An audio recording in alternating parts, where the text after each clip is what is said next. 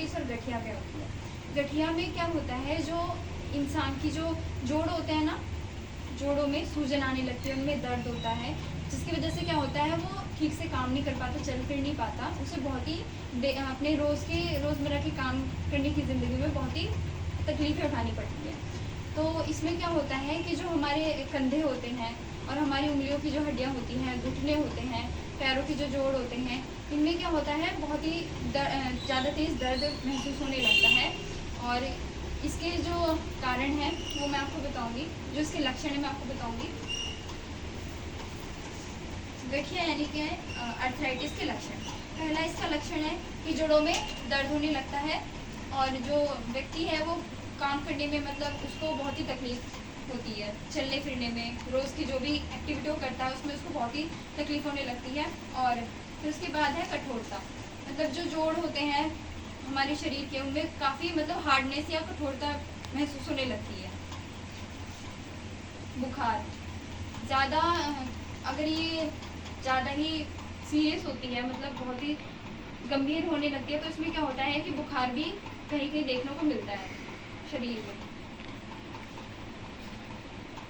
जोड़ों में सूजन होने लगती है। जब हम अपने जोड़ों को देखेंगे, पैरों के, हाथों के, तो उनमें क्या होता है कि सूजन महसूस होती है। जब हम उन्हें दबाएंगे और वैसे सामने से भी देख लेंगे तो उनमें हमें सूजन दिखाई देती है।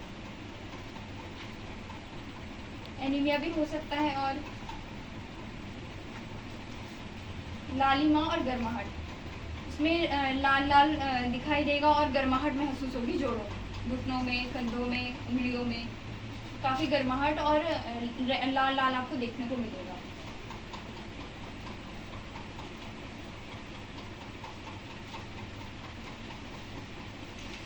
और इसके जो गठिया के जो कारण है वो मैं आपको बताऊंगी।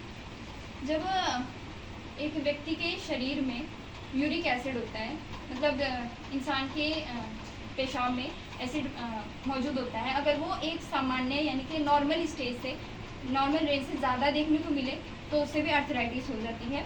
इसके कुछ कारण हैं। पहला है अंगरक्षक प्रतिक्रिया, यानी कि जो हमारी इम्यूनिटी होती है उसमें वो भी कई प्रकार से हमारे शरीर में आर्थराइटिस का कारण हो सकती है। अगर वो हमारे इम्यून सिस्टम को, मतलब हमारे अंगरक्षक प्रतिक्रिया को क्या करती है, हानि पहुंचाती है। फिर है यूरिक एसिड की अधिकता, मतलब जैसे मैंने बताया आपको कि जो यूरिक एसिड जो हमारे शरीर में होता है, अगर वो सामान्य से ज़्यादा हो जाए तो उसकी वजह से भी आर्थराइटिस होती है। फिर है कार्टिलेज का क्षय।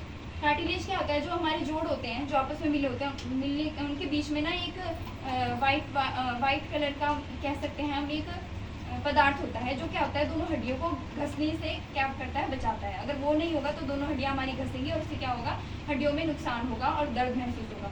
तो जो हड्डियों के बीच में जो पदार्थ होता है, अगर वो कम हो जाता है या किसी कारण से खत्म हो जाता है, तो उसके कारण भी क्या होता है, हड्डियाँ घिसने लगती है, उससे भी आर्थराइटिस होता है। इन्फेक्शन, कोई भी इन्फेक्शन अगर हमारे शरीर में हो जाए, हमारी हड्डियों में हो जाए, उसकी वजह से भी आर्थराइटिस हो जाता है। इसके कुछ घरेलू उपचार हैं जो मैं आपको बताऊंगी।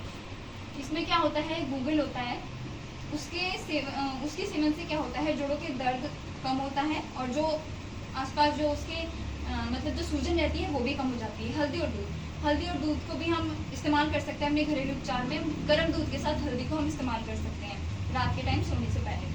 लहसुन भी हम इस्तेमाल कर सकते हैं क्योंकि उसमें भी क्या होता है, सूजन कम करने के काफ़ी गुण होते हैं उसके अंदर भी। उसके इस्तेमाल से भी काफ़ी फ़र्क पड़ता है। अदरक से, और मेथी दानों को भिगोकर हम उसे सुबह खाली पेट खा सकते हैं, या फिर उसे पीसकर उसका पाउडर बनाकर हम पानी के साथ ले सकते हैं। उससे भी काफ़ी हद तक सूजन कम होती है और दर्द भी कम होता है। सरसों का तेल से हम मालिश कर सकते हैं, और जैतून का तेल होता है उससे भी हम अपने जोड़ों को मालिश कर सकते हैं ताकि चलने में फिरने में कोई दिक्कत ना हो।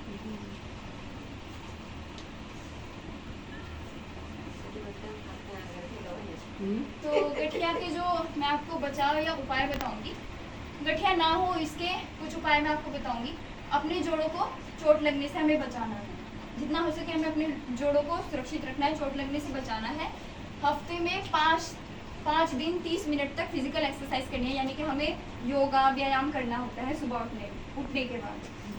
उसके बाद योगा तो सुबह शाम तक होती रहो। गलत तरीके से उठने बैठने और सोने से बचे, मतलब गलत तरीके से, जैसे हम सो रखे हैं, अगर हम एकदम से उठेंगे, झटके से उठेंगे तो क्या होगा, हमारी हड्डियों में झटका भी आ सकता है, उनमें कुछ भी हानि हो सकती है। फिर है अपने आसपास सफाई रखनी होती है, और स्मोकिंग ना करें, स्मोकिंग मतलब धूम्रपान ना करें, स्ट्रेस से बचे, काफ़ी मतलब टेंशन से बचे, उससे भी ये एक कारण हो सकता है इसका। कैल्शियम और विटामिन डी युक्त पदार्थ लें। कैल्शियम ज़्यादातर किस में पाया जाता है, जैसे कि दूध में पाया जाता है, नट्स में पाया जाता है, नट्स यानी कि बादाम वगैरह, इन सब में पाया जाता है। अंडा अगर कोई खाता है तो उसमें कैल्शियम होता है, ये सब पदार्थ हमें लेने चाहिए। उसके बाद ज़्यादा सॉफ्ट बिस्तर यानी कि जो बहुत ही मुलायम बिस्तर होता है उस पर लेटने से भी बचें, क्योंकि उससे भी क्या हो सकता है, हमारी पीठ में और जोड़ों में दर्द हो सकता है ज़्यादा अगर हम सॉफ्ट बिस्तर यूज़ करेंगे तो। और योगा करें और अच्छी तरह से नींद लेनी है हमें। फिर उसके बाद जो खाना हमें नहीं खाना है गठिया में, वो क्या है, दही। दही हमें नहीं खानी है। और दूध अगर आपको डॉक्टर बोलते हैं पीने के लिए तो मतलब अगर आपकी डिजीज़ मतलब जो गठिया है वो ज़्यादा समस्या ज़्यादा गंभीर नहीं है तो क्या करते हैं हम उसमें थोड़ा, डॉक्टर आपको सलाह दे सकते हैं या थोड़ा 1 कप दूध ले सकते हैं दवाई के लिए। और उड़द की दाल नहीं खानी है और बासी खाना नहीं खाना है। ठंडी वस्तुएं, ठंडी हवा से बचना है। ठंडी वस्तुएं जैसे कि फ्रिज से तुरंत निकाल के हमें खाना नहीं खाना है, उससे पहले क्या करना है, उसे गर्म करना है, उसके बाद हम उसे खा सकते हैं। सर्दियों में अपने घुटनों को, अपने जोड़ों को अच्छे से कवर करके रखें, ठंडी हवा लगने से उसे बचाएं, ताकि क्योंकि क्या होता है, ठंडी हवा अगर हमारे जोड़ों में लगेगी तो क्या होगा, उससे दर्द होगा। चिंता ना करें, रात को जागने से बचें। नींद नहीं आती है तो क्या करें, थोड़ी देर बैठकर मेडिटेशन करें। अगर आपको नींद नहीं आ रही, मेडिटेशन यानी कि थोड़ी देर अंतर ध्यान करें 5 मिनट, उसके बाद आपको क्या होगा, अच्छे से नींद आने लगेगी। और अगर जोड़ों में दर्द या अकड़न कुछ भी हो तो आप